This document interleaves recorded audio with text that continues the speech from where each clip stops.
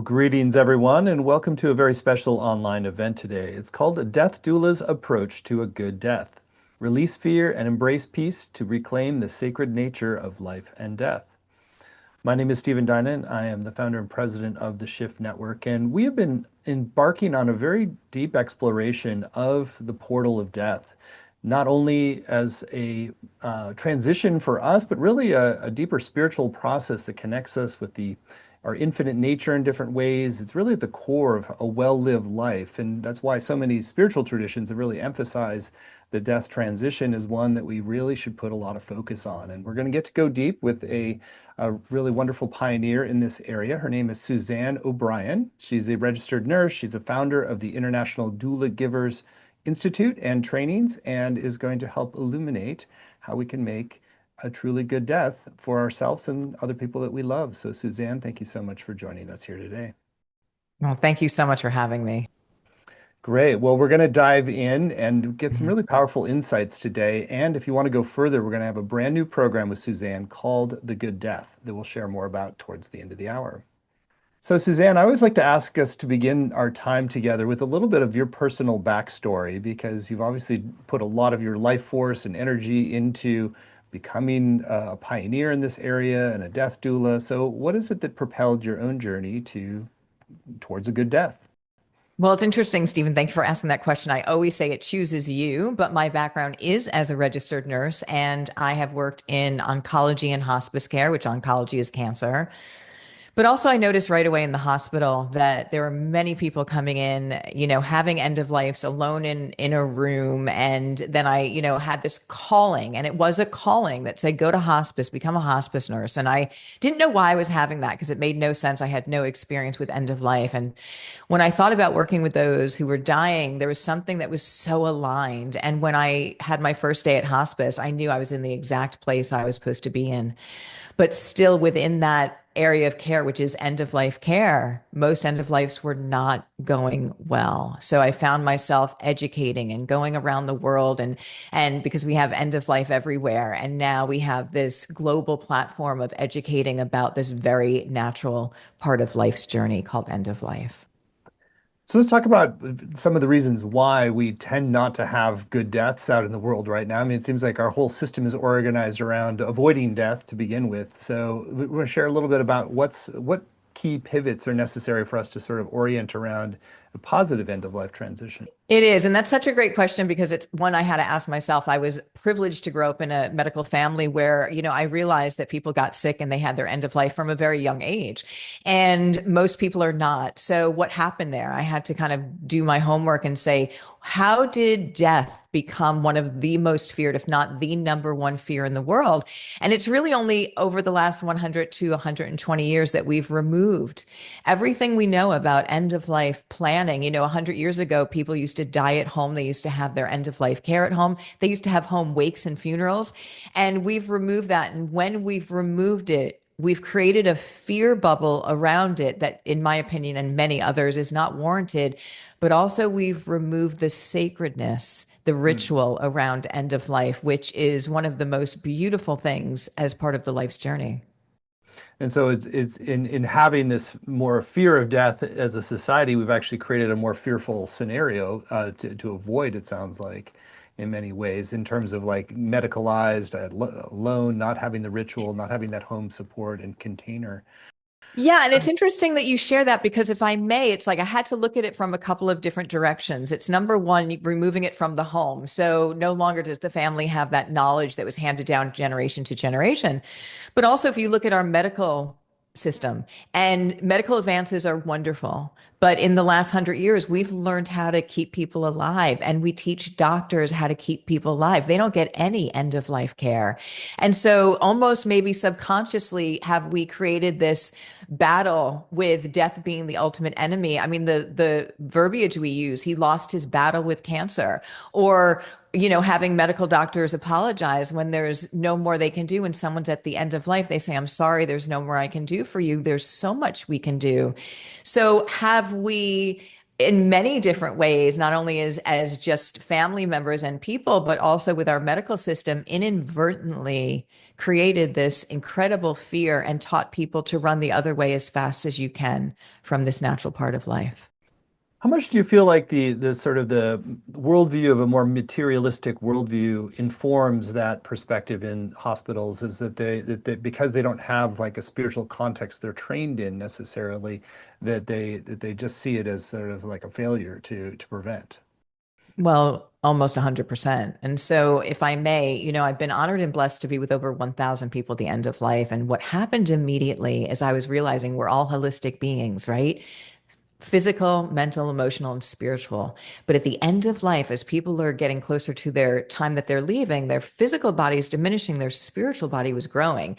It is the most profound experience, and they get this wisdom and these aha moments. So we're actually human beings, and we forgot that we have a being part to us that is really the soul, the spirit that goes on. And the removal of end of life and that knowledge has, in my opinion, created the chaos that the state of the world is in. Because if we knew that there was a higher consciousness, that we were all connected, would we be acting and treating and doing the things that we're doing right now to each other? Mm.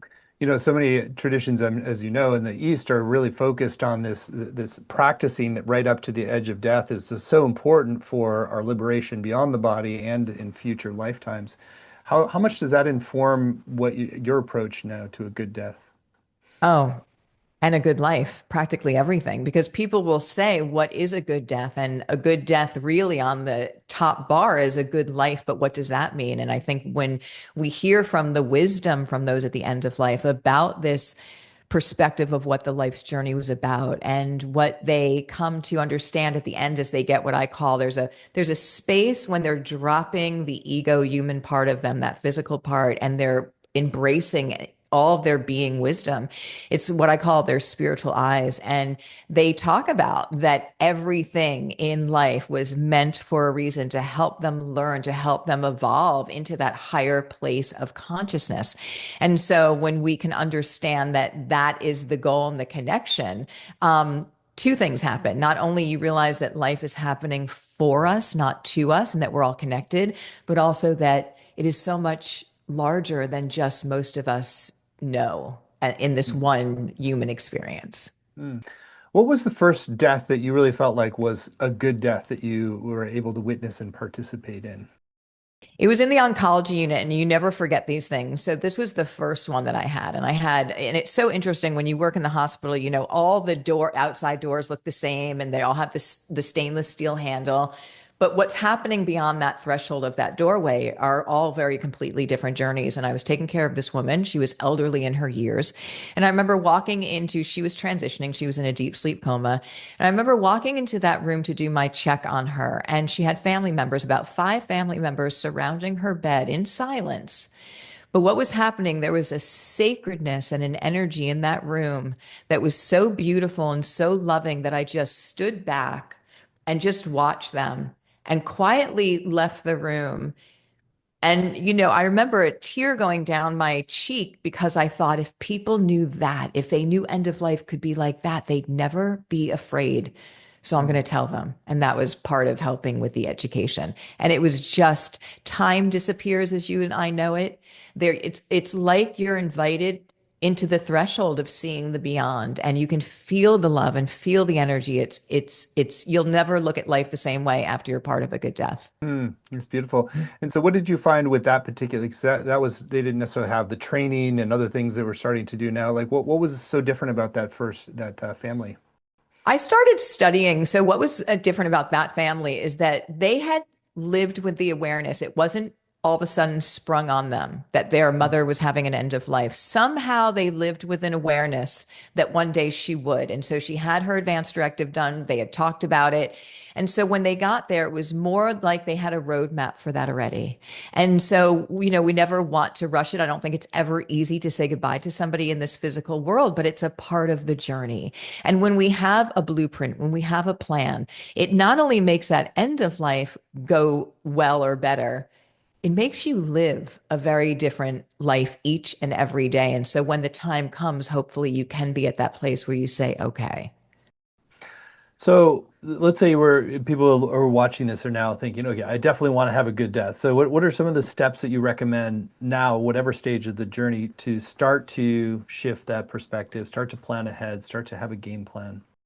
I think it's so important that we understand that death will be a part of our journey at some point, but also that we're also in a time period in this world that we've never seen before with an aging demographic. So we've never lived longer lifespans like we do now. And so one of the things from a practical standpoint is that you need to think about where you want to be. And I always will share with people, put a plan A, B, and C in place because we don't know. I don't know what I'm going to be like physically, cognitively, even financially in that space. I don't know how long I'm going to be living. And to plan on that and then to make arrangements for it, so to speak. So if there was no, so I'll give you an example. If there were no money limitations or I didn't need care, 24 care, where would I want to be? And picking that and seeing if that can happen. And then if I needed some form of support and some kind of care, and maybe I had some financial limitations, where would the second choice be? You know, a granny pod is a great option for people to put a little, it's a little senior cottage that goes and gets hooked up to the back of a primary residence. So you can potentially be with your son and his family, but not on top of each other, but in the back. And so that's another very important exploration on what is available. And also, would my son want me there? Is that something that's doable? And then the third plan is if I didn't have resources and I needed total care, where would a place be that would be okay with me, that I'd be all right with that? That's a practical standpoint and making arrangements for that. And then, of course, there's the emotional standpoint about what's my gift that I came into this world to share, and am I doing that? So there's some, as you mentioned earlier, there's like you can't really decouple a good death from a good life. So what are those key things about the reorientation of now that really lead to a good death?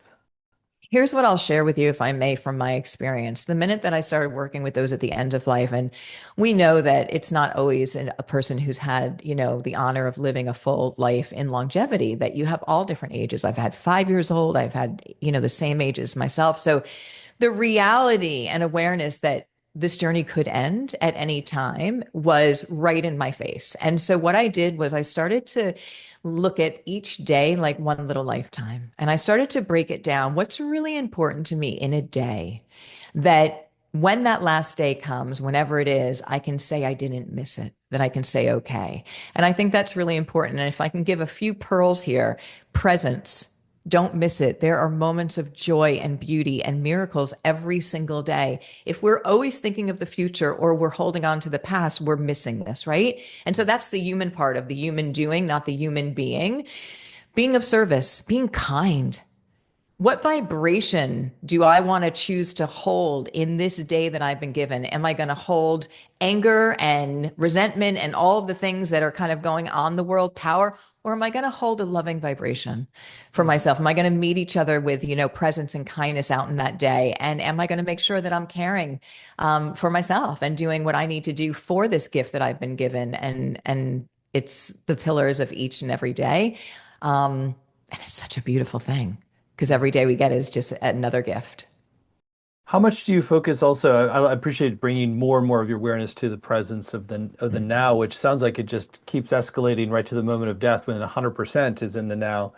How much importance do you focus on sort of completions of like, oh, you know, things, unfinished business with your first wife or whatever it is? It's sort of like, how important is that as part of the preparation process so you don't feel like there's kind of anything that's left incomplete, if you will? Well, I'll tell you that that is the key. And so and it's really under the title of forgiveness, right? Under the forgiveness is the most transformational tool you have at the end of life and you have in life. And so when we're at the end of life, it's almost as if everyone's stuff starts to bubble to the top because it wants to have sense made out of it and be released. And I think it organically, as you're becoming your more loving frequency, I think there's a easier way that people can sometimes go back and look at different things in their life. I've seen them. They've done it in front of me. But the transformations of energy that I have witnessed from people who've said, I get it now. That's why that happened. I'm letting it go. I'm forgiving. I'm so sorry. Please forgive me. The energetic, most beautiful end of lives I have ever seen is because the people who've utilized that space of forgiveness. So the minute that I was seeing that, I said, wait a minute, we can take this into our lives today. And what kind of a change could that make? And I'll tell you, it makes all the change in the world. So from an energetic blocking standpoint, if we have unresolved issues and if we're carrying around things that it literally does block your alignment, your energy. And again, there's no judgment here, but we've learned that forgiveness can remove those blocks to allow you to align to that higher state of flow. But we've also heard from patients, and this is documented with cancer studies, is that unforgiveness and things that are there can manifest eventually into physical ailments and illness. So there's many reasons why we should do the work that we are here to do as human beings. And part of that is learning and forgiveness. I love that. Mm. So, in addition to the forgiveness side of the equation, how are you work with people who, even if they're, have done some practice explorations and starting to do the healing, that they still just have this visceral fear of the dying process? Yeah. So one of the things I think that's really important is to say, let's get to the root of what that fear is. And what I will say to you right now is that people are like, I'm so afraid, I'm so afraid. I'll say, okay, let's first always take a deep breath and get grounded. And so let's go back. What is the fear? And when they really start to step into that, many times, Stephen, they can't pinpoint what the fear is. And it's usually I'll ask them, what was your first experience or relationship with death? And maybe they saw their parents acting very out of sorts with somebody who died in the family, because we take our cues from adults. So we want to try and go back to that and then really find out, is that fear warranted, or are we picking it up from somewhere, and then we can work on that and diffuse it. And usually, of course, it's something that we've picked up along the way or heard along the way. One of the very legitimate things is that pain at the end of life, the physical dying process. I think in the past, some people have had really bad experiences seeing people in a lot of physical pain at the end, and that should never be the case. It's not that you want to ever remove everything. It's not knocking people out or having them, have these medications that they're not present, but it is a matter of very good therapeutic pain control, which again really falls on the family if it's in the home environment. And we're so lucky to have the means to be able to, again, not have pain removed completely, but maybe have it at a 2 or a 3 on a pain scale instead of an 8 or a 9. And this can be done with education. And we're lucky and privileged that we have the means to do that. Hmm. I'd love for you to walk us through a little bit of some of the common phenomena, some of the things that happen at the end of life that just help us to understand, particularly what are the contours of a good death, and some of the things that happen typically, so that it sort of paint the sort of positive versus pain aversive side of things. Yeah. So right away, I was noticing that people, no matter what culture or religion, started saying the same things at the end of life about the wisdom that they got. So they would talk about how everything happened for a reason, that there is no judgment. And I think this is such a beautiful, beautiful thing, is that we're not being judged and we don't have the right to judge others. We're all on our journey.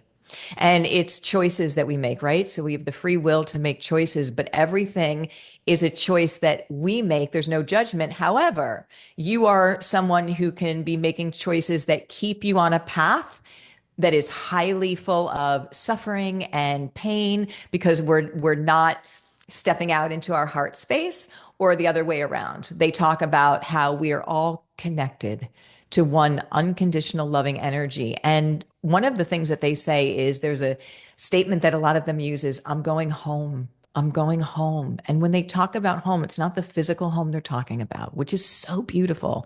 It's a spiritual home that we're all connected to. So again, I invite our listeners and you to just step into this. If we're all connected to one unconditional loving energy, all of us, people, animals, the planet, would we be doing the things to each other that we're doing, but also treating the planet like we're treating it? Or would we have a different perspective of that? That everything in life, and we know that there are very challenging, painful things that happen in all of our lives. It's the school of life. But was it happening to me? Am I a victim of that, or was it happening for me? Because I will tell you, the most painful experiences, usually on the other side of that, are our greatest teachers about consciousness and coming to a greater state of awareness. Just absolutely beautiful. And then the peace that they have with giving forgiveness, making sense of things, but also forgiving themselves, which is one of the most difficult things to do for most people. Most beautiful end of lives I've ever seen. So when people have practiced a certain religion or culture, and then all of a sudden it becomes more of a general spirituality, which is really beautiful, I'm taking notes and I'm going to share that with people because I think this is the learning on how to truly live. Can you share a little bit about some of the energetic and spiritual phenomena that often occur in that death window and the deathbed time? Yeah. So as people, there's a point, and this is probably the most life-changing one, is that, and let's go for a minute, if you can, for physics, the science of physics. So physics is a science of energy, right? Studying energy. And as I'm sitting with people and they're waking up from naps or overnight and having all this new perspective, what is happening there? How is that happening? And as again, their physical body is diminishing, they're getting lighter in their spiritual body. So there's one point in that end of life journey that they seem to have one foot in this world and one foot in the other. And they say many times that there are people that have died already back now in the room with them that are here to help cross them over. In, absolutely life changing. And it makes a lot of sense. So even if you can't see it, it doesn't mean that they're not. And it makes sense that they have ability to do both. Now, it's even you can't put into words what somebody is like when they see their mother that they haven't seen in 35 years. And I'm told that these beautiful people come to help cross them over. Hmm. I got a message today from somebody who told me that their aunt was reaching up before she died and said to the person, I'm going to go with you, but just don't drop me because she's going up. And I thought that is so sweet. And then the woman said, that's when I knew I wanted to be a doula giver and move into this space. She said that would change my life hearing her say that. How sweet is that? Oh, that's totally sweet. Anything that you want us to know just about like the energy and how and some of the things that shift energetically for people?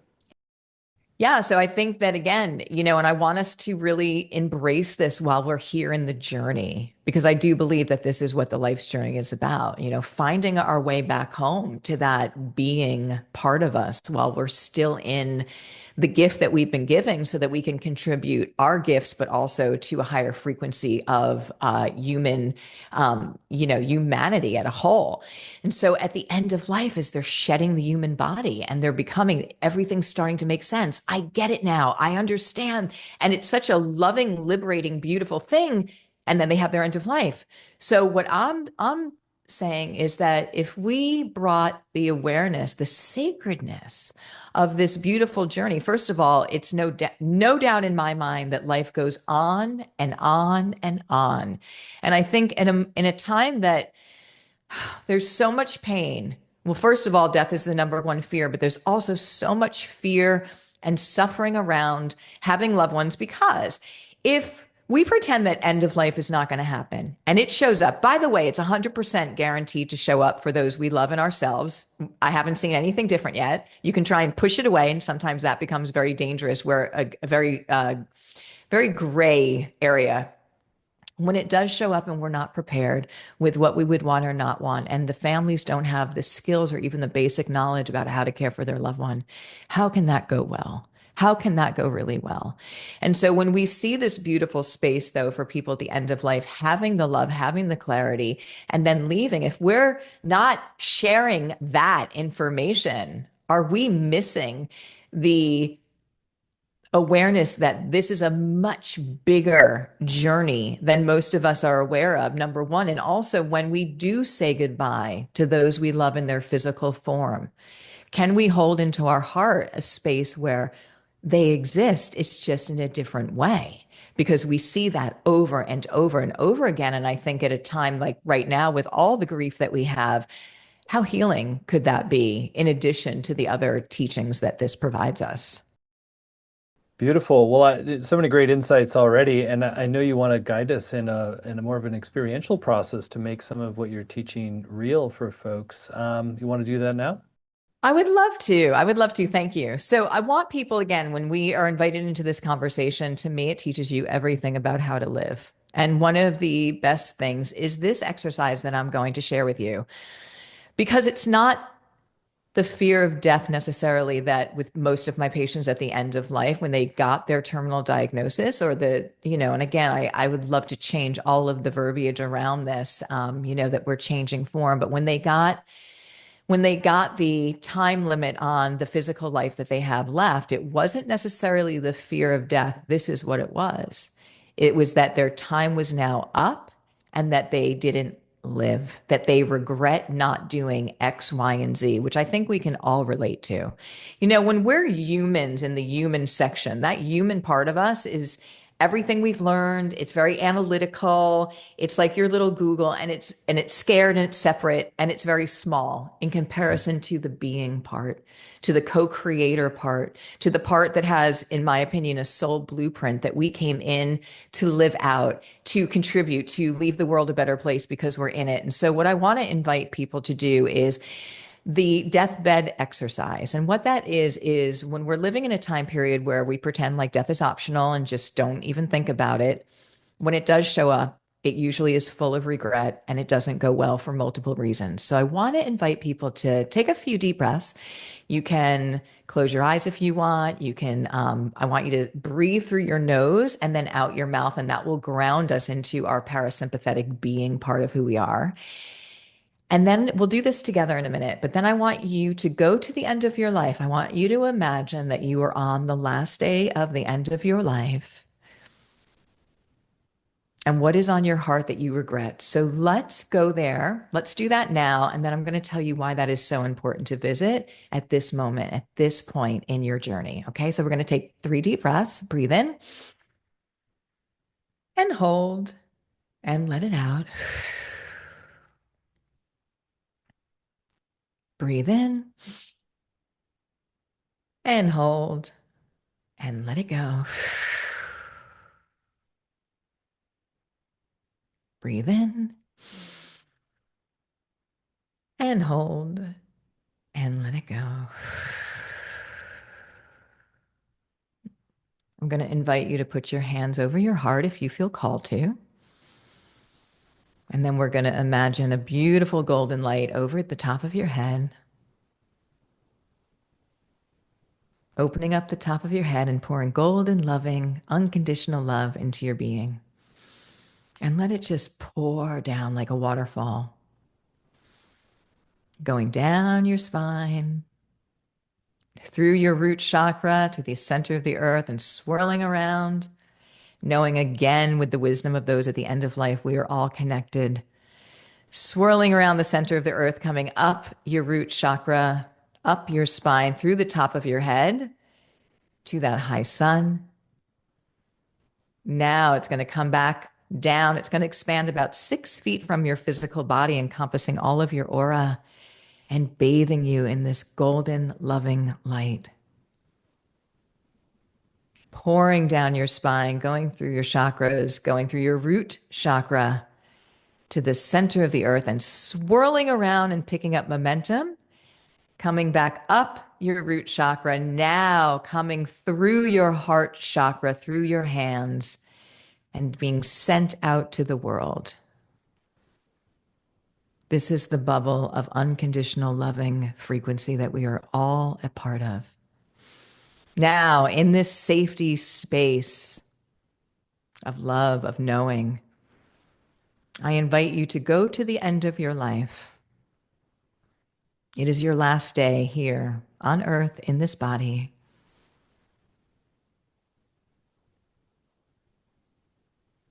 Looking back at your life's journey, what do you wish you had done differently? And more importantly, what do you wish that you had done that you didn't do? Let's go with the number one regret that you have at this moment. Did you Know that you were here, put here on earth for a reason, to share a gift, and that you were too afraid to share that, to step out into that, to live that purpose. What is the number one regret that you have? And knowing that there is no judgment here, that was all about learning and opportunity. But now that the journey has come to an end in this lifetime, really get clear on what you wish and what you know you came in to do, and really embody that, bring that into your awareness right now. And you might want to take a little bit of time. I think we'll sit for a minute or so and really let each other go into that space to let that messaging come through. What are you here for? What is your gift to share? What is your purpose?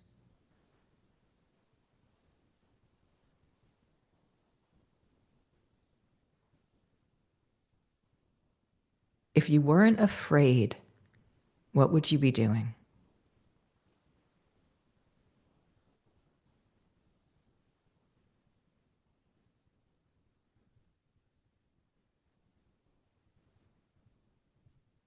It's not what do you think you're supposed to be doing? What do you know you are here to be doing?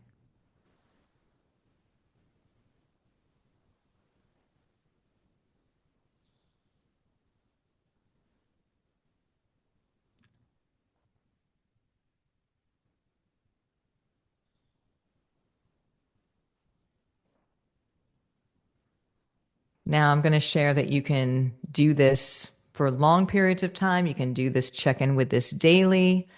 I hope you got some insight now, but the point of this exercise, which is so important, is that each of us are here for a reason. There are no accidents. We came in with an agreement of what I was going to learn and do in this lifetime. Are you doing that? Or have you shut things down because of society, what they say, or your family, what they expect, or because you're afraid of not being accepted or not being loved, or whatever the ego part of us, the human part, has convinced us to stay small, to stay scared, to stay safe, when by the way, it's the complete opposite. People say, I don't want to risk it. I'm afraid to try something new. The risk is staying in the human, small part of you and never stepping out of that into your aligned gift that you came in to share.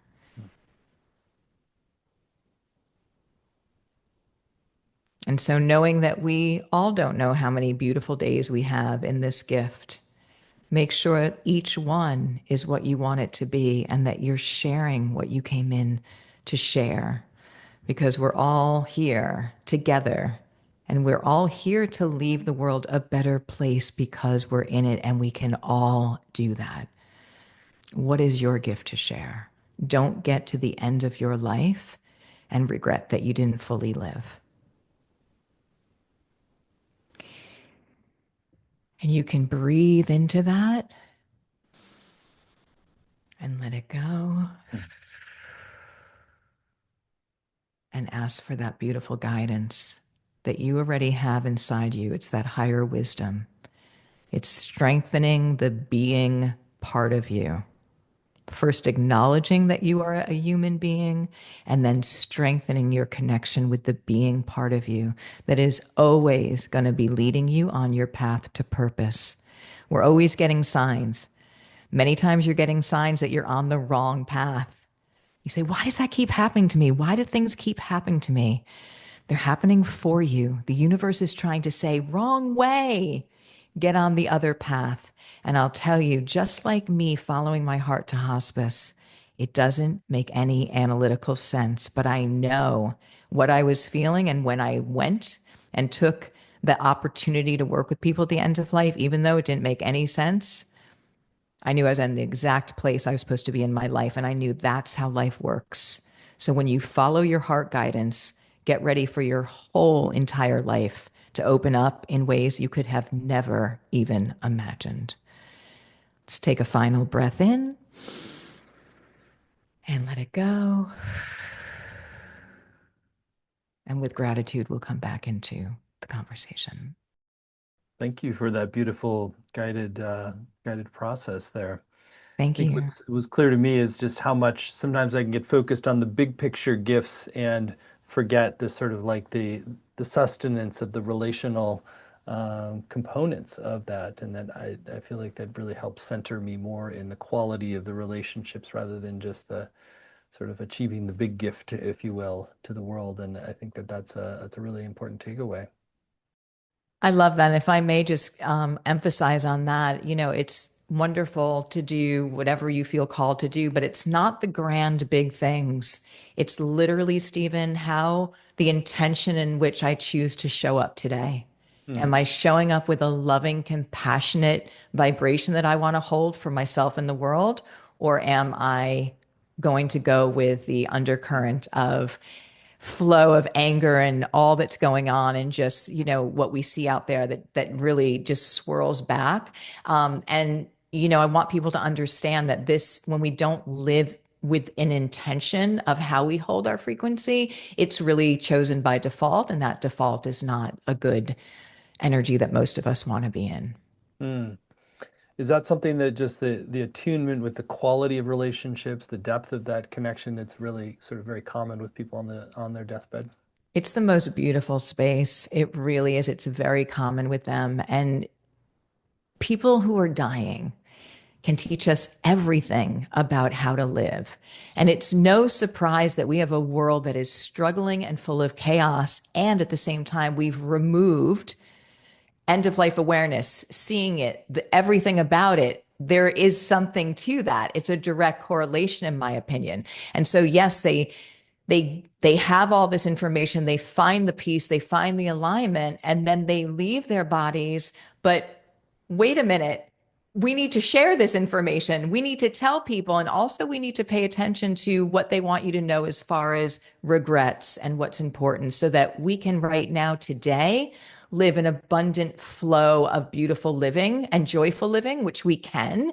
It's a question of frequency, so that every day that we have is again the best day it can have, and that I'm contributing and I'm leaving the world a better place, and that I can be able to say okay when I get there.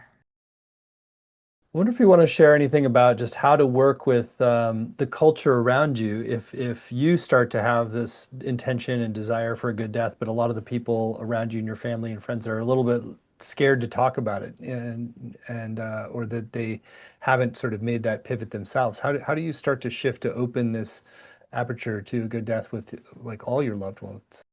Yeah, it's really important. And it's really ironic, although there's no accidents, right, in the universe. So I have my beautiful mother. My parents are both still with me on the planet, which is wonderful. They're both 86, but my mother has a very strong fear of being ill and end of life. And that she came in with, right? And so it's interesting that she has a daughter who does this work. And for years, we've been trying to have the conversation. I'm going to be her caregiver. I'm going to be there. And so what I would say is that we have to remember that even if these conversations are uncomfortable, which we know they are, just like, when you're raising children and you have the sex education conversation, they're so important. But here's how I would approach it. This is the tool that I want to give you to families.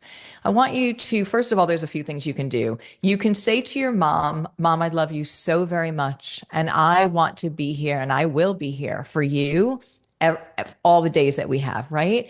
But it's important for me to know what you want, what's important to you, so I can support you in that. When we're not feeling well, when we're not able to communicate, if I don't know what my mom wants because we haven't had that conversation, how do I know I'm choosing the right thing? How do I know how to support her? And so, from a practical standpoint, there's questions that we can ask about that. Where do you want to be? Most people want to be at home. What would make that possible? What's important to you in that home environment? Do you want to have, certain people there, or do you want to have certain music playing, and how comfortable do you want to be? And then the other thing that's a very good technique is, and this is the truth, is sharing a cautionary tale. There, pick as many as you want because they're all too common today, of a family who didn't know what their loved one would want. They didn't talk about this ahead of time and how that didn't go well. And so we don't want that to be part of our journey. Now, the other thing is that you can take yourself, which is sometimes an easier place for people to go to, and say, okay, I want to get the family together and I want you to all know that I've made my advance directive and my choices, and I want to share them with you. And I want to tell you why I'm choosing what I'm choosing. And that starts to open up the conversation without the spotlight being on a certain person. It's actually on you. And then some other people might say, well, wait a minute, maybe I have to think about where I would want to be and the importance of that. So there's a few ways to do it, but coming to a place, and here's the thing, end of life can go so well with the right education and support. And this is about their journey, and we want to support them in the best way we can. Then we need to know how to do that, what they would want. Really great wisdom. Thank you, Suzanne, for all of that. And I want to spend some time now talking about your upcoming course, since it's a really unique opportunity to go deeper into this and really systematically approach this. All the internal work, working with your family and friends, preparing on logistical level to the spiritual level. And with somebody who's been training people how to do this for quite some time and participated in 1,000 conscious deaths. Susanna has agreed to teach a brand new course for Shift. It's called The Good Death, a death doula's guide to rituals and tools for transforming fear, finding peace, and dying well. You can find it at the URL thegooddeathcourse.com, thegooddeathcourse.com. It's a 7-week course, and there are no prerequisites for this. Since all of us are facing death, it's just if you feel called to really take this on as an intentional practice and a shift in how you approach the end of life. So, Suzanne, I'd love for you to share in your own words some of your intentions of what people will come away with, and then let's go through the course and give a preview of what you're going to be teaching and guiding people through. Wonderful. I think it's the same intention when I started my institute over 20 years ago, is that I am here to help reduce the fear of death and really to bring death back into the awareness of this sacred natural experience it was meant to be. And so with that, there's so many different ways that we're going to teach, just like what we can talk about that's in that course. But my hope for everyone, because it really holds the healing, it holds the inspiration about life, and it holds the empowerment about this space that's so feared. So my intention is always those three things, but I also just always want people who step into this space with me is to get exactly what their heart needs and that they're here to get. Beautiful. Well, so module 1 is called Reclaim Death as a sacred rite of passage to ease fear and experience greater peace, connection, and joy. Yeah, so that's a great one because it's simply that we forgot. When I went out and did my work, and I'm seeing that with different cultures and religions, we just forgot that death is a natural part. And it used to be revered in all different cultures, religions, and beautiful things that they're saying the same things that my end of life patients are saying. So bringing you back into that history all of a sudden makes us go, oh, wait a minute. Right. Module 2, Ground in Presence and Calm to navigate the shock phase after a terminal diagnosis. Yeah. So people will, not be able to really be grounded if the first time their awareness in engaging that someone they love is going to die is when they're dying. And this is just something that happens all of the time because, and it just really overwhelms me, Stephen, because of the pain, the additional pain and suffering that it causes people. If I knew and I live with the awareness that one day my parents are not going to physically be here, and again, who knows who's going to be leaving first.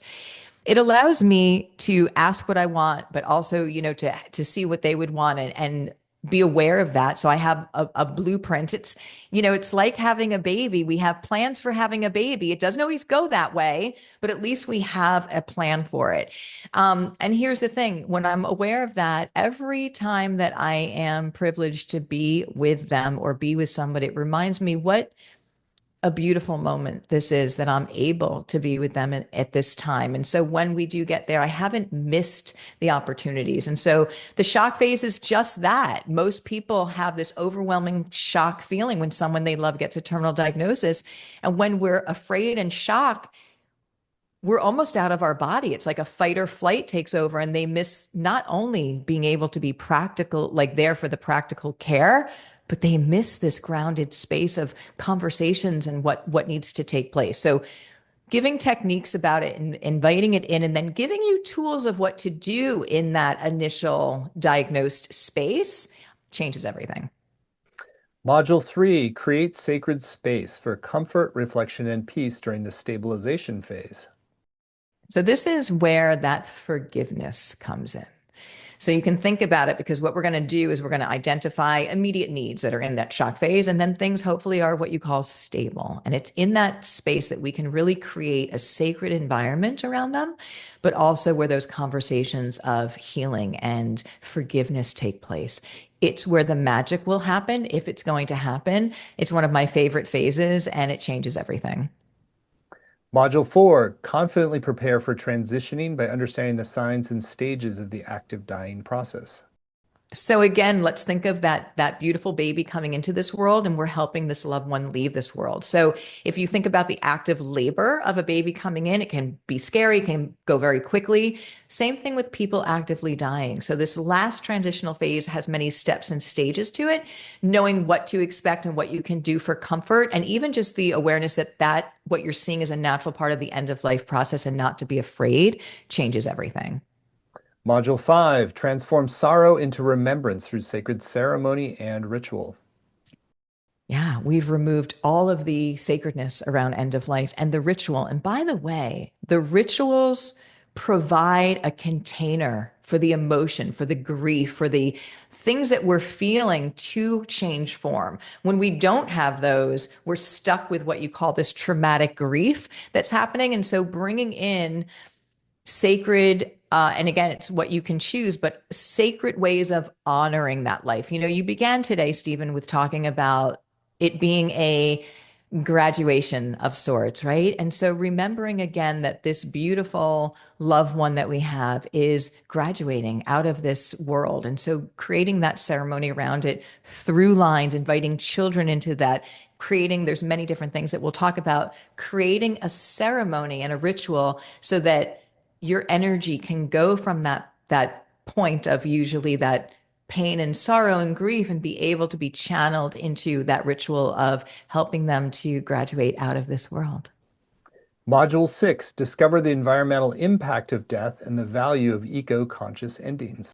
Oh boy. Now, when we talk about everything that we learn that people say at the end of life about how we're all connected, if you think about what we've been doing with removing end of life, and then the choices that, again, there's no judgment about what people make. However, when we choose to be embalmed with toxic fluids and put in non-biodegradable caskets and put into the earth, what is that doing to our planet? Cremation, and again, there's no judgment here, but knowing we have choices and knowing there are really environmentally, spiritually, emotionally, and financially friendly ones is something that is so important for us to share. In fact, most families that I talk about the choices they have usually, first of all, don't know, but then second of all, get excited about choosing a green option that will put back into the earth and environment after they're not here anymore. It's very healing. And finally, Module 7, embrace death as a teacher and learn to fully live through the universal wisdom of dying. When you realize that you are a human being and you start hearing the wisdom from those at the end of life, what they want you to know before they leave this planet, and that they're saying the same things, when you start living through that perspective of that heart guidance and following it, your whole life changes. So not only is there a just a peace with knowing that we are part of something so much greater, but when you start living in that intentional space of love, how do I show up to be of service every single day in that frequency, and how I just follow my heart, your life completely changes, adding on the forgiveness, following your path into this joyous experience, but also one that we can get to the end of the journey and be able to say, well done. Mhm. That's beautiful. And it really does bring it all full circle to a good death being a portal to a good life. And so, so much wisdom in what you're sharing, Suzanne. Thank you. So again, the whole program, there's more detail on each of these modules at thegooddeathcourse.com. And I'll share a little bit more about this course. So if you choose to move forward, you're going to get not only the 7 90-minute live sessions with Suzanne, which are really powerful opportunities to harvest all the wisdom she's learned, apply it in your own life. You can ask her questions live as well. And you'll also get access to these indefinitely with recordings. You have both video and audio recordings. There's word for word transcripts. There's weekly exercises to do at home. There's a Facebook community to support you in deepen your experience, as well as small group time to connect with other participants. So you're really getting a comprehensive, integrative approach to shifting your relationship with death and planning from the practical to the spiritual level in a way that really opens the portal to a good life as well. In addition, on the page, there's also quite a number of extra bonuses. Suzanne's been very generous with those. There's a video conversation with Suzanne and Eben Alexander, one of our foremost near-death experience teachers at Shift. It's all called How NDEs Align with What the Dying Tell Us. You want to share anything about that bonus? I do. So when we have heard reports of near-death experiences, and when we have seen the reports of psilocybin use, that's the psychedelic used at the end of life to break through traumatic fear of death, and what my patients are saying at the end of life, they're all saying the same things. So we need to pay attention to this, what the wisdom is, what the aha moment. So it's really a frequency. So we're going to love to hear that conversation and talk about how my patients who are leaving their physical body are saying the same things. The next bonus is a PDF called the End of Life Symptom Comfort Tracker that Suzanne has created, all about symptom management. You want to share more about that? It sounds very practical. I do. And I think it's so important to us to know that 98, and this is deemed by Medicare, 98% of the hands-on care for people at the end of life is done by family caregivers when they usually don't know the first thing about how to do that, even when hospice is on board. So I made a very simple, easy to follow symptom comfort tracker that lets you know the 5 categories that you need to know, how to track them, how to make sure that they're in a comfortable therapeutic level so that you can ensure the highest quality of every single day for your loved one for as many days as they have. That's beautiful. The third bonus is actually 3 months free in the Universal Life Mastery membership program that Suzanne has created. You want to share about that bonus? I would love to. So there is people that are showing up and saying, I am choosing love. And this is the Universal Life Mastery group. And we meet every week. It is live. We go into group meditations. We meet in presence. We meet in non-judgment, just what we talked about, what people at the end of life say.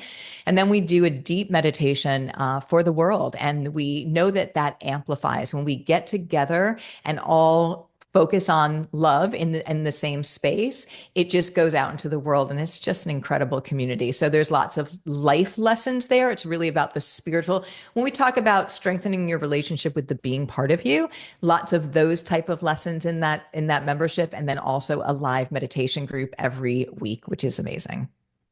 What a great extra bonus. And then there's still one more, which is our special bonus when you sign up by midnight tonight Pacific time. It's actually a 3-part audio and PDF, all on the Good Death Seminar series recordings that Suzanne has created. So this is a special bonus for everyone who signs up right away. And Suzanne, you want to share about that special bonus? Yeah, I do. It has been an incredible journey with the Good Death Seminar series, life-changing information. And what we've done is taken a topic and really lasered in for that hour. So you're going to get a PDF and an audio specifically about that specific topic that is going to be information that you can use that will change everything.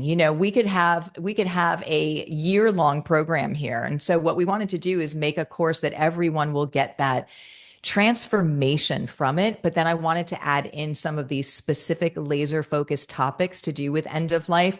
And that's what those PDF seminar series are going to be. Well, it's a great extra reason to sign up today. So again, the Good Death Seminar series recordings, all 3 parts, when you sign up by midnight tonight. So it's clearly going to be such a valuable program for everybody who participates, and we've kept the investment very accessible. It's just 3 payments of $128, or you save 10% when you pay in full with 1 payment of $349. The course is going to start August 5th and run Tuesdays at 9 Pacific, noon Eastern. But even if you can't make the live times, you can still get the full value with the recordings, the transcripts, and the community as well. There's some beautiful extra testimonials from people, leaders in the field and former students.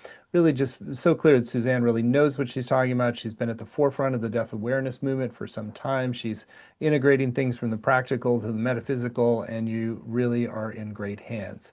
So you're going to have a really comprehensive, integrative approach to transforming your relationship with death, and you will experience the benefits for yourself and your loved ones if you choose to move forward. So again, it's all at thegooddeathcourse.com, thegooddeathcourse.com, and you'll get that special three-part series called the Good Death Seminar Series recording if you sign up by midnight tonight. Well, Suzanne, it's been a really illuminating hour. Thank you for your passion for this area and so much good information and wisdom. So anything that you want to share that's still on your heart that you haven't yet today for folks who are considering doing your course with you? Yeah, first of all, thank you so much for having me and for doing this course. And I just want to say that all of us will be called to show up for someone at the end of life, and knowing how to do that changes everything. But the other part of the wisdom, if you want to change your life, it's changing your perspective.